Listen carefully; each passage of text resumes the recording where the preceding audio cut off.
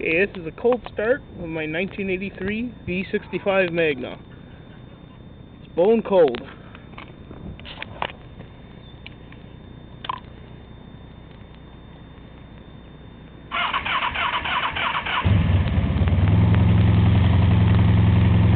Runs great. Once you get it started, it purrs like a kitten. I'll show you some of the places that it leaks. That down there, I think it might be shift drum seal, but I'm not entirely sure. Or it could be the crankcase. Crankcase then. Brand new Richmond fire tires. Those tires about 1,200 miles on them. Show you an oil mod where I GB welded it. That leaks a little bit slightly. What you could probably do is tap it to dash 5 and footing and put it in there, and then put an appropriate 90-degree diopter. See, it's really nice. Make an excellent bike with a few weekends or even a winter's worth of work. The paint was repainted at one time by the original owner. I'm the third owner. And a few defects, a little bit of crackling. Carbon seat has a few nicks and scratches. Some of the twine is coming off.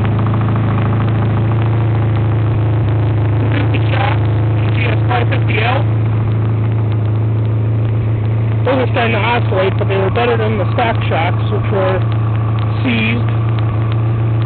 And you were basically riding a hardtail without a swept sail, so it was pretty comfortable, so that's why I put those on. Overall, it gives the bike a nice lowered look, since it did in fact lower it a few inches, probably an inch and a half. Really looks nice. Here's the M-Go switch. This was put on by the original owner. It's a universal fit, so the lead is a little bit long. But like everything else on this bike, it can be taken care of one at a time. You just top off the oil every once in a while. It probably uses about a half quart every 500 to 700 miles. I mean, I've been commuting. I've probably put over 800 miles on it this year. I plan on about 1,500 miles last year after rebuild. I mean, it runs great otherwise. I mean, this thing's a gem. You know, a gem that unpolished it. A little bit of polishing, a little TLC, and you have yourself a pristine Magna that has all the good bits on it. So yeah, you see it's rolling up really nice. At 1 bar. 38,941 miles, about 3,000 to 4,000 of those I put on myself. Stainless fasteners in both the master cylinder, the clutch master cylinder, and the brake master cylinder. New watch crystals for the sight glasses in both master cylinders. Numerous polish bits. I did polish the speedometer and tachometer. Airbox covers, radiator shroud, fork brace. Fork brace does not have any cracks in it. That's a common issue. Does not have any cracks. A lot of the aluminum, I did do the stator cover also. A lot of the aluminum could be repolished, but like I said before, a lot of it you can take care of one weekend at a time. But it sure runs nice. Sure hope it goes to a good buyer that can really give it a good home. I do have a 700 Sabre also, and part of the V4 form, and they're great bikes once you figure out the little niggles that they have and fix them. They're excellent. They're absolutely excellent. There's a brand new gauge faceplate. Usually these fade. You'll see a lot of them on the Magnas. These are all faded. The low fuel light works.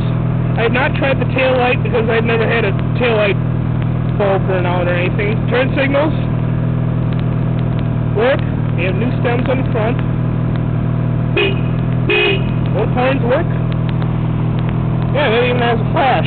Really nice. Has the original controls on the right hand. A little bit newer grips. The newer right one's coming off a little bit, but you know, that's about $10 at the dealer.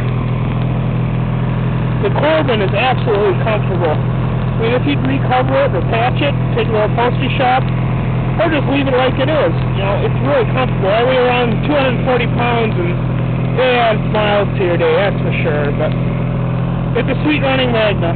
You know, up to 3 bars, down idle. There's a Billy C carburetor rebuild kit. He's a big carburetor rebuilder and part supplier for the Honda V4s. It runs excellent.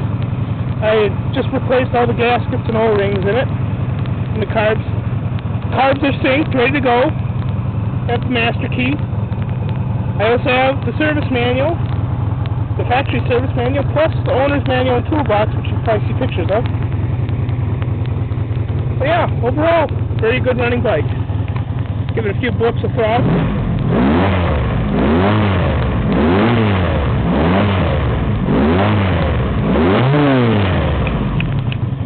See?